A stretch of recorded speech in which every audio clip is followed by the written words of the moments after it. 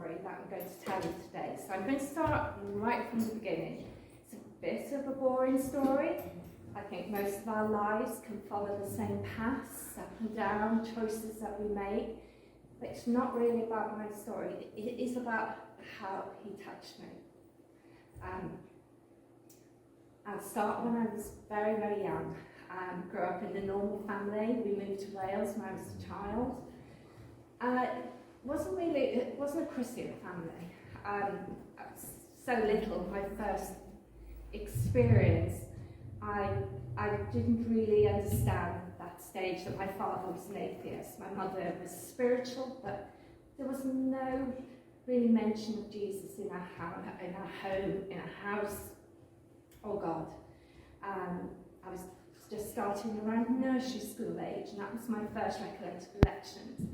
And my first recollection of my relationship with Jesus was I toggled up to, I went missing, I toggled up to, in this estate that we lived, into a Sunshine Corner group that was run by a Pentecostal team. That was my first impression.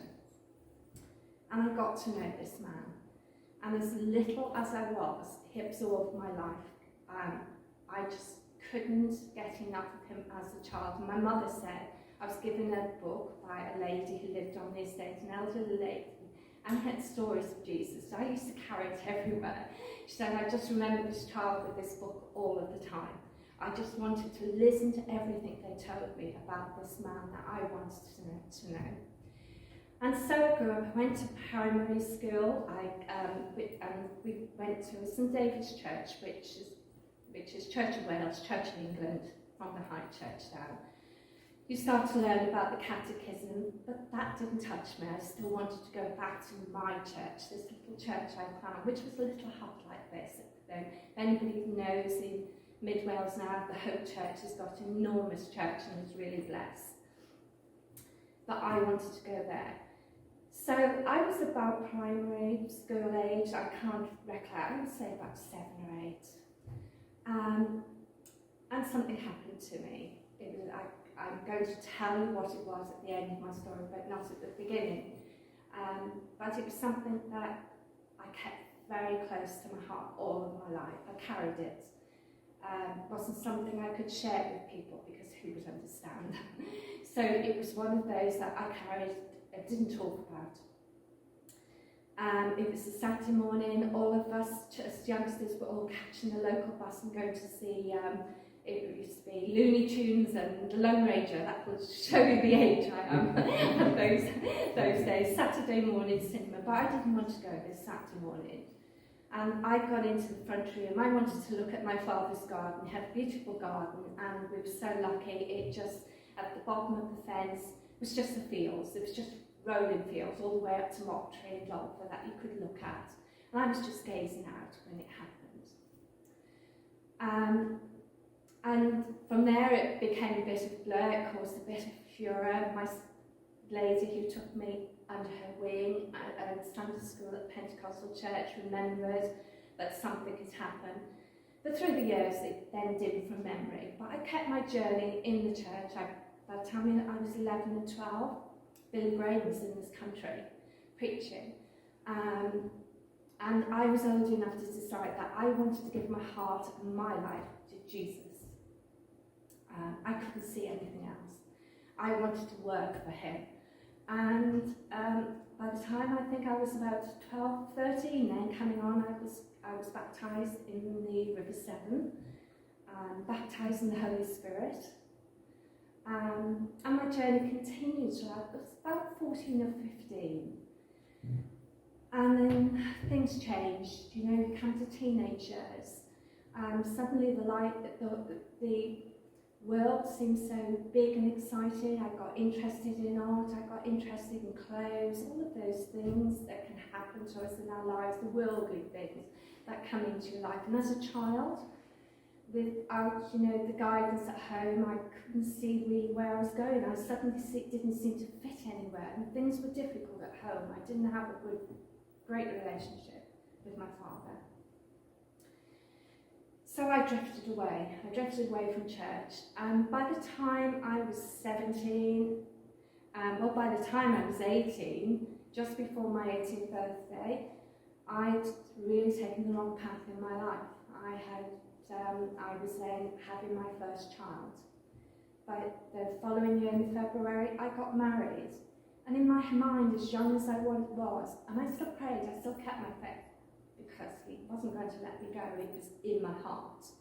So no matter what I did, it was always there, correcting me, but you still make those choices. By the time I got married in February, I was so young and so naive, not worldly experience, lacking that guidance, not looking to him for the guidance, looking to people around me that didn't give it me. And I got in my mind this magic life with my babies and having this little home of my own. Instead, I walked into a nightmare. It was nearly 10 years, well, it was till my mid-20s. It was a controlling, toxic, abusive relationship that was a violence that I'd never experienced. And things that I couldn't, even as a child. Now I look back and think, how bad was I? But I was a child, and I really didn't know better. And in those dark, dark days, when I was so terrified, and if I could tell anybody how terrified I was, my husband now, Alvin, he'd probably tell you even when we met, the nightmares that I used to have. But it was 10 years of pain and torment and a dark place where I couldn't seem to crawl my way out of. The church was there, they did visit, they helped me on one occasion because some things had happened in a home we had. And his violence had got worse, so bad that, one night I woke up, there was an axe by the side of our bed. He couldn't even remember getting this axe. My mother sometimes would come round when I didn't go to visit her, only to walk through and see me unrecognisable because my face was so badly bruised and cut. I lost my confidence. I didn't go to church at all then. But I kept my faith. He was all I had, really. That was all I had in those dark days. So we drifted on. By the time I was 25, I think I grew up. I grew up a little bit. I found a bit of strength. I had 3 children. And we'd broken up many times, we'd gone back. I was terrified of him in a small town in Wales. I didn't really have a life. And I tried again because I knew I shouldn't divorce, I shouldn't go away from him. But I struggled with it. And in the end, I had to beg God and say, I've got to do this for my children. It was such a volatile, dangerous situation. And so I started to make plans. I had some meetings with the solicitor privately, made some phone calls. What I didn't know is the days I thought he'd gone out to work, he was actually hid in the attic spying, listening to the phone calls. So when it came to the solicitors, he was ready there waiting for me, and that was the first major assault in public. Things escalated very, very quickly from there. So much we ended up with power of arrest. He couldn't cross the streets, and that was the degree of violence. They don't give power of arrest without some fear for your life. He burnt our homes, our children, my children. We literally had nothing. We didn't have anything. And I prayed deeply. And in that period, and in that really painful period I was going through, I met my husband, yeah. And I fell in love. So I have to share. I fell in love, and I just knew that this was it. We had to fight. We had to fight hard to be together. But what was even more important than that, I knew I didn't care how people judged me. They could see the outside facade. They might see me coming out with makeup on or my hair done, because I don't like to show my feelings. I don't like people to see that interior. But Jesus saw it. He knew what was there. And what mattered to me was that he could forgive me and I could have another chance. And he gave me that other chance. And so we went on with our lives. We moved away. My husband was playing professional football at the time, and we took the children away. We worked incredibly hard, and the opportunities came, and we bought our own first home. We bought a second home. We bought a 4-bedroom detached house. He blessed us. And from a life that we had nothing, with a home that was broke, we suddenly had this. I stopped praying, but I wasn't going to church. I wasn't giving him my all, only portion of my life. And so when we moved away, we had all the usual challenges. We had 3 children. We were young. We were still trying to plough our way through things, but he helped us.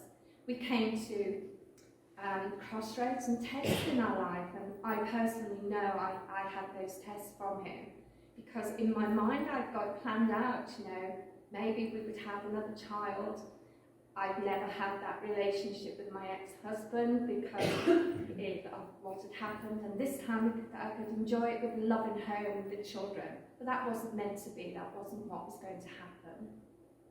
And I can remember even then praying when we found out, and I found out there was going to be no more children, and saying, well, God, what am I going to do? I'm only young, and I've got my whole life, my children are growing up, I haven't got qualifications.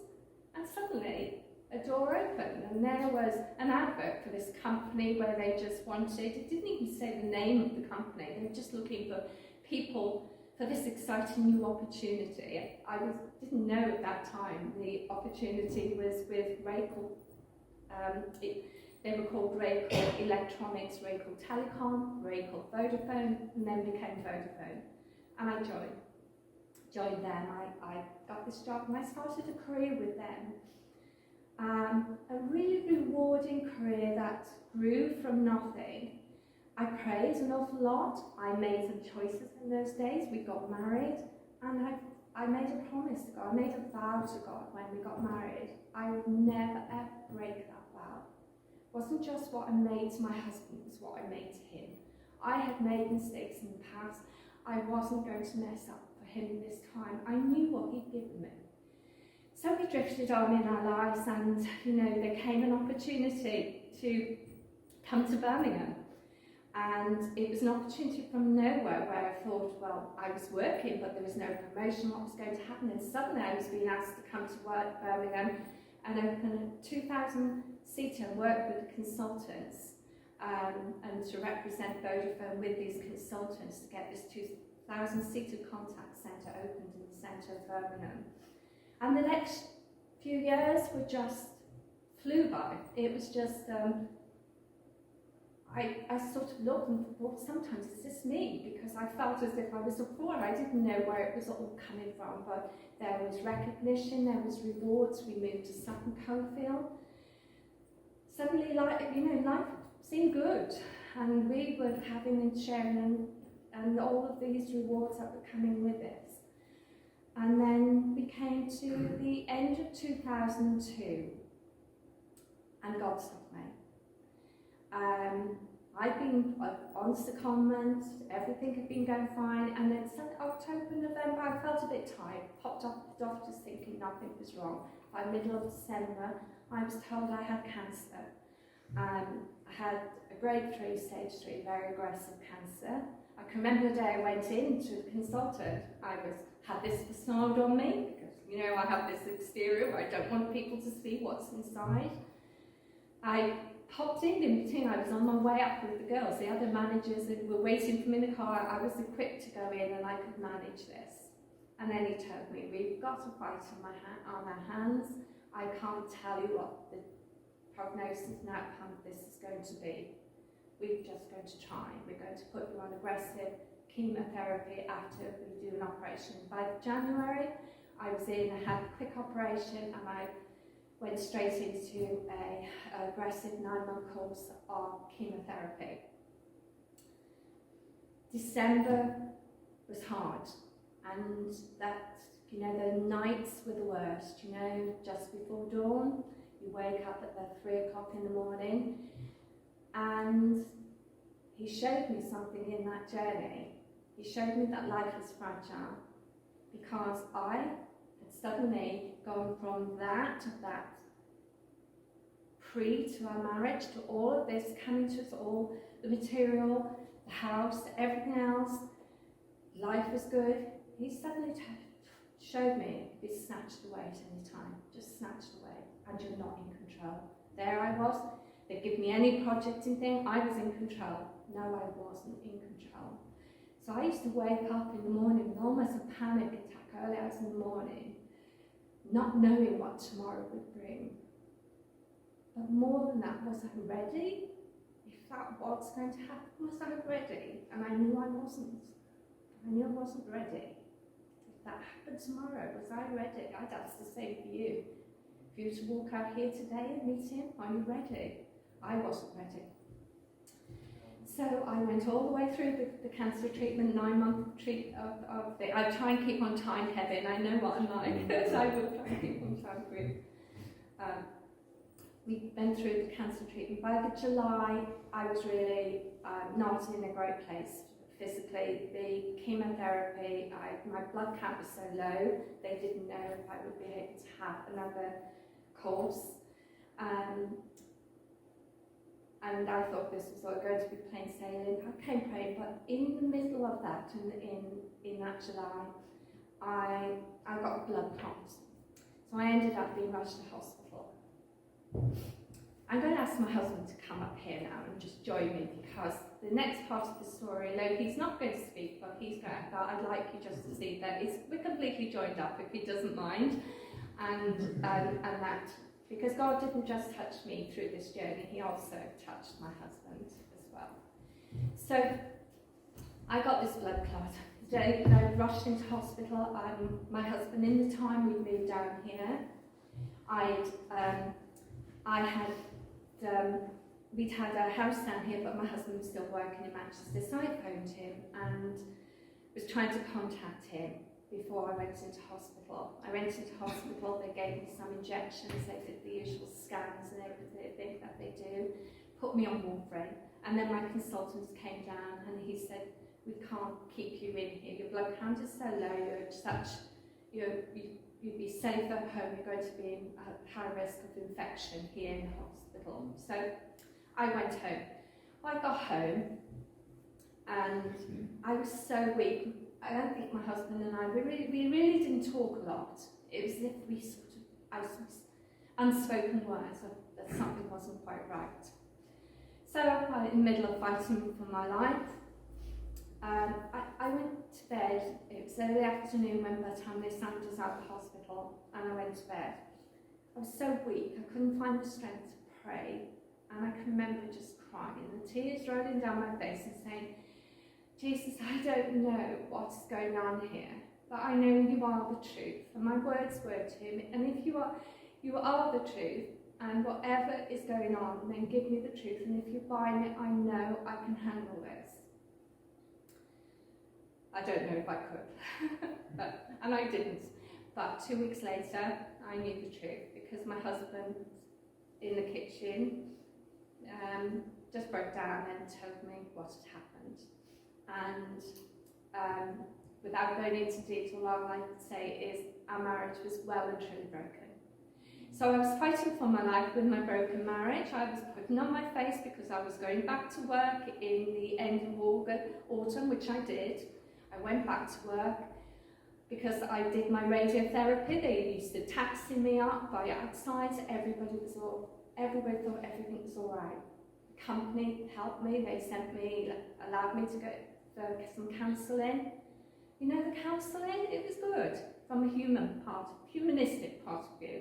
It tells you all the right things. Even when you do management training, you can put all those bits together and think logically. It didn't fix me here. I was broke.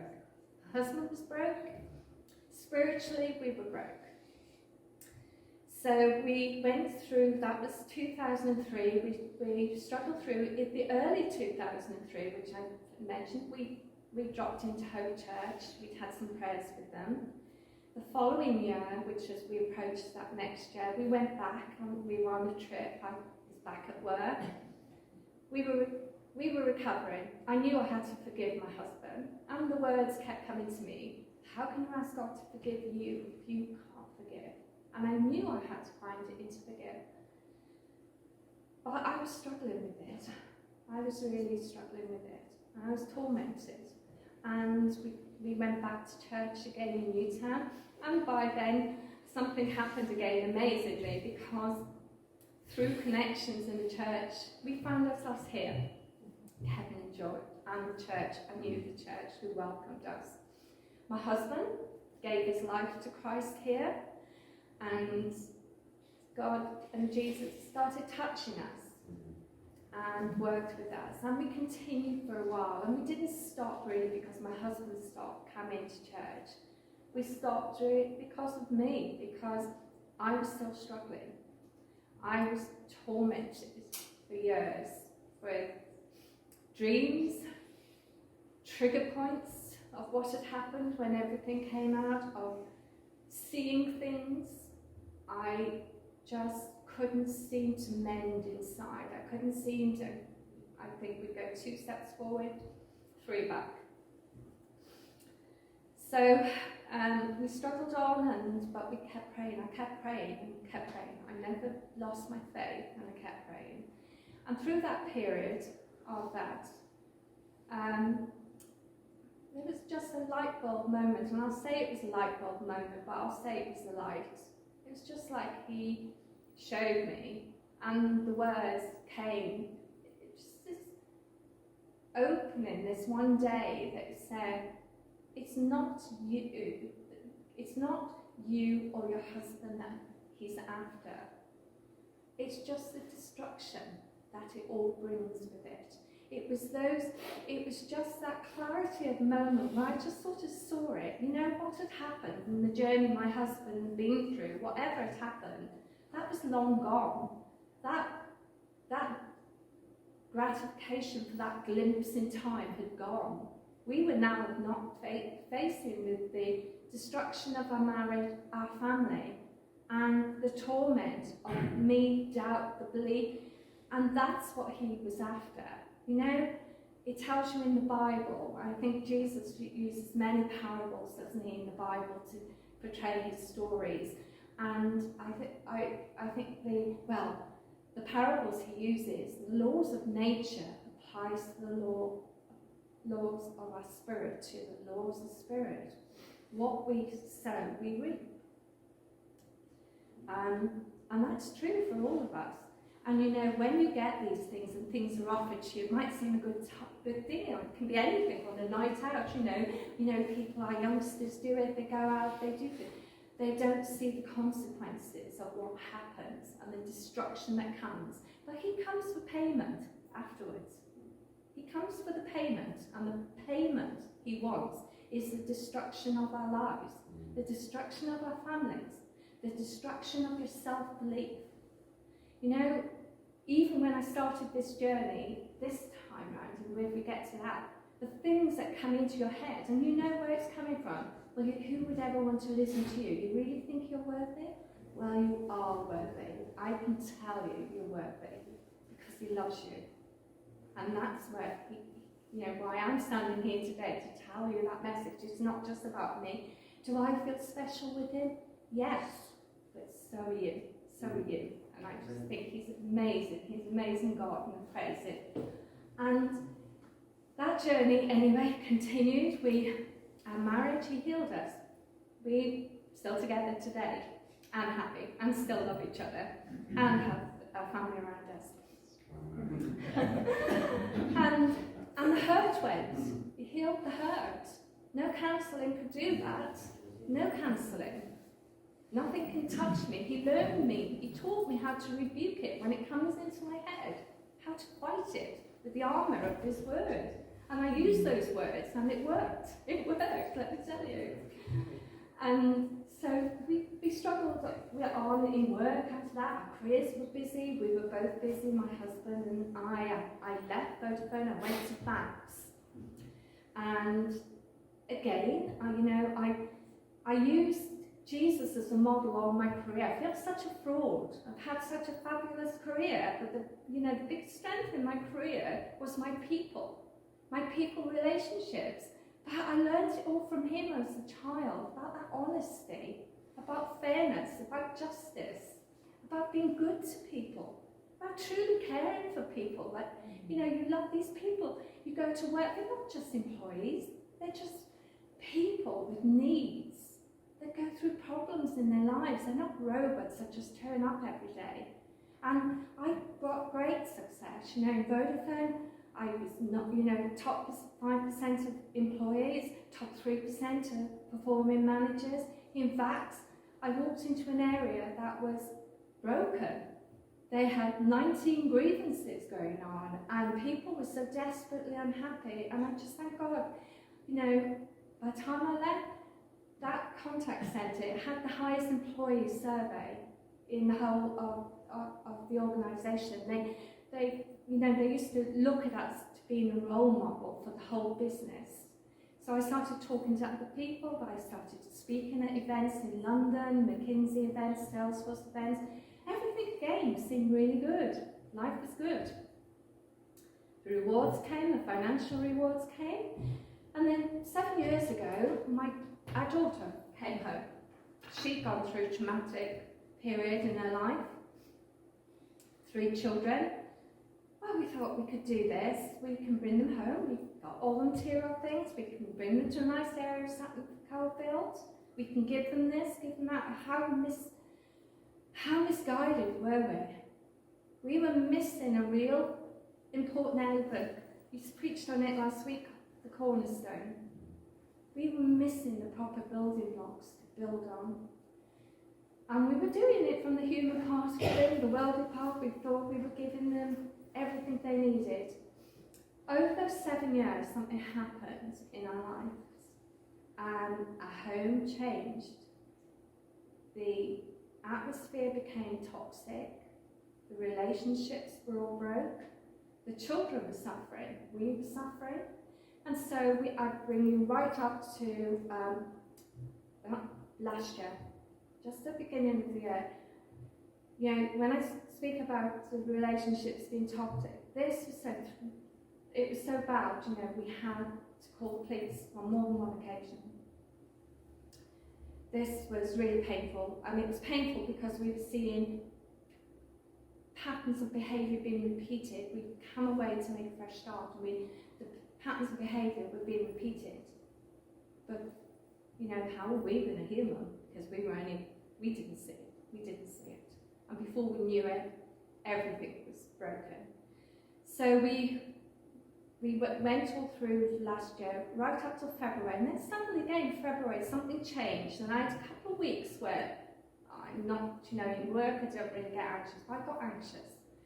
I spoke to my doctor, and he said, you're suffering from anxiety, you need to have a couple of weeks off, and I think that something was telling me something was not right. I'd seen myself working for another 5 years, I was back in that control. I can see the next 5 years. Oh no, I can't. I can only see that much of the jigsaw. God sees it all the pieces that come together. So I went about February, but I picked myself up, thought I'd go back to work, I'm fine. And then, what happened? COVID came. Who could ever have written that one? But COVID came. So I was just at that time, having a conversation. I hadn't spoken to my boss, the president of the company, until I was due to go back, and COVID happened. He said, I want to have a conversation with you. Well, you probably guessed. By August, I'd finished work. I didn't see that one coming. And, my husband saw tears many times, but I keep a lot to myself. I can remember 2 occasions I won't tell you about specifically, but once when I realised what was happening and knew what was before me, and I broke down, I was crying, I was praying, I was in the study room, and I was angry with God as well. But I said, because I knew I trusted him all of my life with my career. I never looked for any promotions, never applied for one, any role. Things were just given to me. And I said to him, I don't know what I'm going to do, because all the house was in turmoil. I buried myself in my job. 12-hour days, coming home just to keep away from it, because it wasn't a happy home. It was not a nice place to be. And suddenly it was going to be gone, and I didn't know what my purpose was. I even sat there and thought, what am I living for, you know? I was thinking, why are you thinking that? You never thought things like that. You've been low in your life before. And then I was so angry with God because for some reason, what had happened to me when I was a child came back with a force. And I just said to him, why did you show me that? I was really angry with him. Why did you show me that, God? Because I was a child. What was I supposed to do with that? I carried it all my life. It didn't from my memory, but it was always there because I couldn't talk about it. People would think I was odd. People would think, what is she on about? What is she talking about? You couldn't share it in the work environment. I didn't really talk about it at home ever, did I? It didn't from my memory, but suddenly it was there again. It was there. So COVID happened. I lost my job. We struggled that year. That last year, we struggled. The relationships deteriorated really, really badly. And by the beginning of this year, we had the police for the final time. When they came into our home, they've got a beautiful home. What are they doing? Why can't they see what you've given them? Because they're just seeing it from the worldly and from the human part of it. They're not seeing this. They're not seeing what's inside. And so I can remember the day that the last occasion the police went, and it resulted in our granddaughter leaving. And I think we were heartbroken. I was heartbroken. We were really low. We were broke then. We were broke, not together, but we were broke mentally and spiritually. We were broken, both Alfred and I were broken through this process, through this 7 years of just chipping away, eating away, until there was no joy left in the home. And it doesn't matter what you've got in bricks and mortar around you. It doesn't really matter. Because when you're broken here, it really doesn't matter. So again, I had in that week, I had another light moment. It was like, I just know what I've got to do this. I know how to fight this. I really know how to fight this. What's in our house, what's our homes revolving and feeding off all of us is not good. And I know how to fight it. So I got up the next morning early and I started to play. I found prayers. And I started to play prayers. I put them on in the upstairs, YouTube TV upstairs, downstairs. I think the first week my husband came home, and it was like a glimmer of light, just a small glimmer. But the most miraculous thing that happened, I won't forget, I'm not going to about, which happened, and nothing happens by coincidence with God. We got a phone call from Joy. She'd opened the phone book, I think I'm right, in the morning. Joy and saw our name. It was probably 13, 14 years. And phoned us. And we found ourselves going down to meet with Kevin and Joy at the food bank, Bethany Food Bank. And they invited us. We told Kevin and Elvin spoke, and Elvin shared some of the things that was happening. And we came away and they invited us to church. I didn't know at that time that they then started to pray heavily for us. Sorry, excuse me. I can't even blame these tears on hay fever. I'm not going to blame them this morning on hay fever. So we came down. We couldn't actually come for the first or second week. I think I got my vaccine. There was different things, but we couldn't come for the first week. But we continued with our prayers. And then this one morning, I was in the day room in the kitchen and cleaning up in the morning, and just suddenly, I was down on my knees. I think I was, well, doing the table, I wasn't fully on my knees, but by the time it flooded over me, I was on my knees. And I was on my knees before God. He just hit me with such a force, flooded me, where I got nothing that was just uncovered from him. And I just fell to my knees and I said, I don't know what you want from me, but I know that you're asking me for something. And I just I don't know how else to say, but submitted, surrendered. I just looked and saw Jesus and said, you know, whatever it is you want me to do, I'll do it. Wherever you want me to follow, I will follow you. I choose you before all else. And you will be the focus in my life. Number one, focus in my life, everything I do. And he did come into my life with such a force. It changed overnight. I didn't watch television from that moment. I searched for every piece of scripture. I was waiting for my Bible to come by. I found a Gideon Bible, which I started reading. My husband, it was affecting him as well. You know, God was touching, Jesus was touching him. He'd come in night and we'd discuss what I'd read. Or we'd just have a quiet word. And then it was changing in the home. It was just changing. It was so much that we'd look at each other. Often we sat on one, I'd be sat on my chair, and we looked at each other one night, and you went, we just paused. And I just said, it's God amazing. It's God amazing. He's touched me. He touched Elvin, he touched me.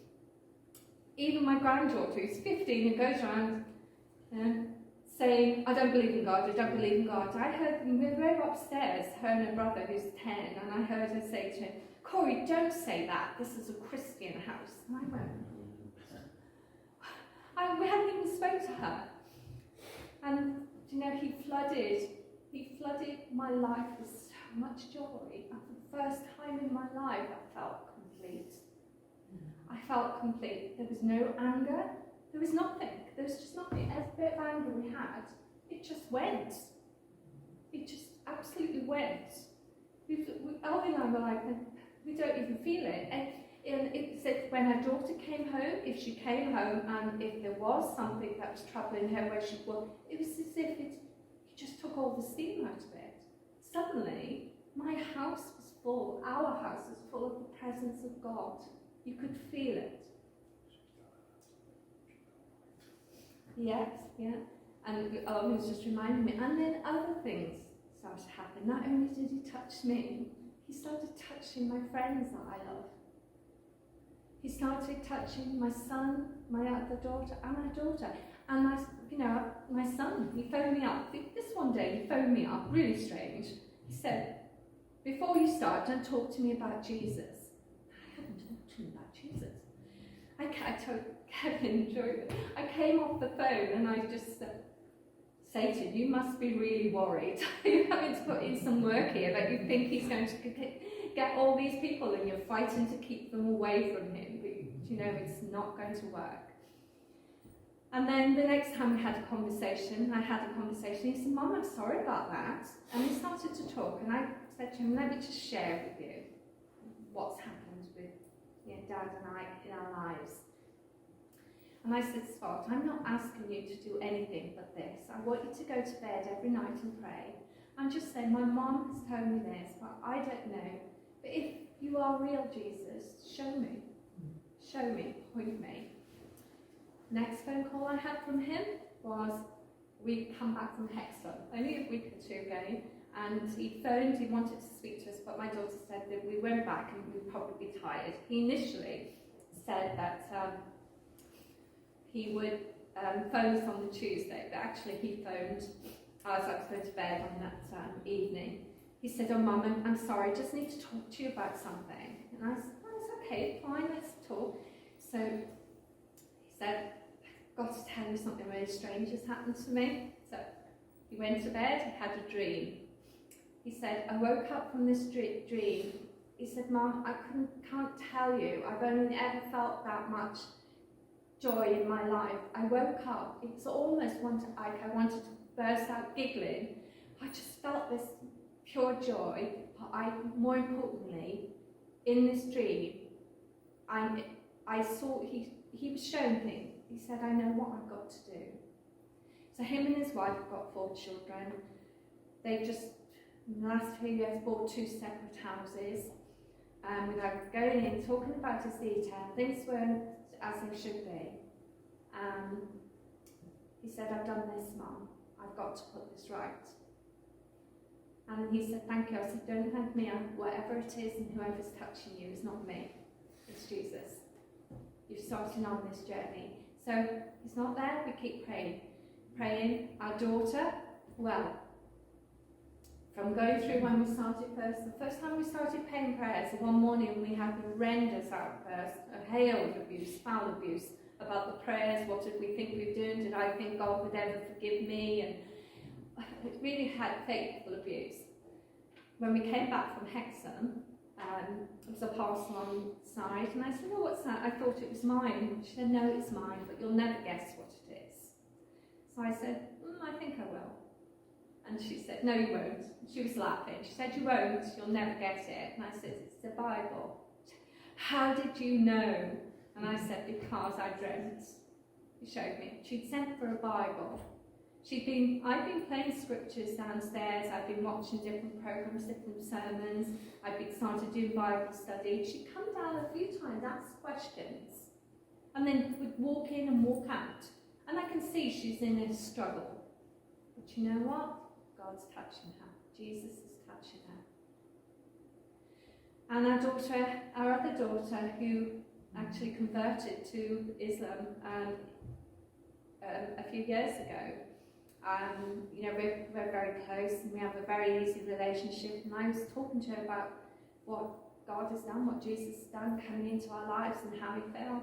And then she started to say, "Well, will you tell me that?" And she said when she's praying at night, she said, "Oh, I've started praying that I'm talking to him, Mum." And I said, "Who?" She said, "Jesus. He's touching her as well." And I just, sharing it with you today it's just, I can't tell you how much I love him. I love God, I love Jesus. How amazing he is. How amazing he is. That he just wants to come into our lives and just wants to be part of our lives. How gracious he is. And all those years. And sometimes when I thought he wasn't there, and even at those last few years when I thought he was there and couldn't hear me, and I'd said, "Well, I'll keep praying to you," he was there all the time. But I had to go through those journeys. He showed me with the illness, you don't know what tomorrow brings. He showed me with marriage, it can all be snatched away. He shows me how he breaks homes up and can bring turmoil into your home. And unless you build it on the right foundation, spiritual foundation and strong foundation, you've no defence in this world. And the world is not of God. We know who the world belongs to and who's working here. And he will fight to keep you away from it. And more importantly, the one that I wanted to share when I asked him about what I saw with a child. That child I was just, primary school, between the ages of 7 and 8, when I looked up those beautiful green hills in that morning, what he showed me, I saw Jesus. I didn't understand it. I saw people praying, people going after Bibles, and I thought I was talking to my mother, because somebody was answering me, but this child, until I looked at the sky and saw the sky, I couldn't see it all these years. All of the years of my life, it dimmed from memory till now. And suddenly, I could see what he showed me, the clouds rolling back, and there he was, God is glory. And you know what he told me, and my message, and why he's brought us back to your church, my husband and I? Our church now, because we're part of you, Church of Christ. He told me the time is now. The time is now. So there was never a time for me to share it before, but I share it now. All of my life, he never let me go. From that little child to the dark periods of my life that I went through. But I got lost. I got lost in the worldly things, in the material things, in the things that your busy lives. What a better way. Kevin, I don't know if it was you who told me that story about the boardroom and the devil with his angels sitting around the boardroom. Somebody told it me many years ago, and the devil is having a boardroom meeting, and he's saying, what can we do to keep man away from God? And they're all coming up with different ideas. Well, no, well, we've got gambling, we have it all the time now, it's accessible to everybody, it's on the internet, it's everywhere. We have pornography, well, everybody can get it. You can get it on your phone while you move, everything. Marriages, well, no, marriage doesn't count for anybody, anything now. It was a blessing of God that was given them in the beginning, but I've destroyed that. And then this one piped up, and he said, just keep them busy. Keep them busy. Keep them so busy they won't even think about God. They won't even go through it every day until you have one of those moments. You have that time when you may have that account like me, where you don't know what tomorrow will bring, whether you don't know whether you're going to fight or live through this. But there's a better way, and he is the better way, and he wants joy for us all. So if you're going through that journey now, and you've got those voices that are telling you as well, that say you're not worthy, let me tell you, you are worthy, because he loves every one of us. And so I'm going to hand back over to Kevin today, and I just thank you for your time and the privilege of sharing this with you. And I know Kevin won't mind me saying this, you know, he healed us when we were broken. He healed me when I was ill, because I didn't have a fighting chance. And, you know, I didn't say this, but when I had my first scan, when they did my liver scan, I had spots on my liver. And by the time I had my next scan, I hadn't any. So he was there in that journey when we were broken with our house. And last Sunday, you know what? We had laughter in our house, didn't we? They may have ate all the ice creams and all the connectors when before Elton could get one. There was joy and there was laughter in our house for the first time for years. So I would just say to you, you know, Kevin's already asked and say to you today, you may need healing. You may need a spiritual uplift. You may not have even given yourself to God. I've given myself, and I give my life. I stand up here today and I say, I give my life to him, and I will follow him now for the rest of my life, whatever he asks me to do. But I know that all of us are different, at different stages, but there's lots he can do. You may just need the healing. You may never have given your life properly to him, asked him and surrendered to him. And Kevin said before, you know, you may just need spiritual blessing. But I would say to you, God's in this house. I'm so glad that we're here with you to join it today and join him. And I just say what Kevin said before, if anyone needs any prayer, then come up, join Kevin here and take that blessing from him. Because he's blessed us, isn't he? He's blessed us. Thank you.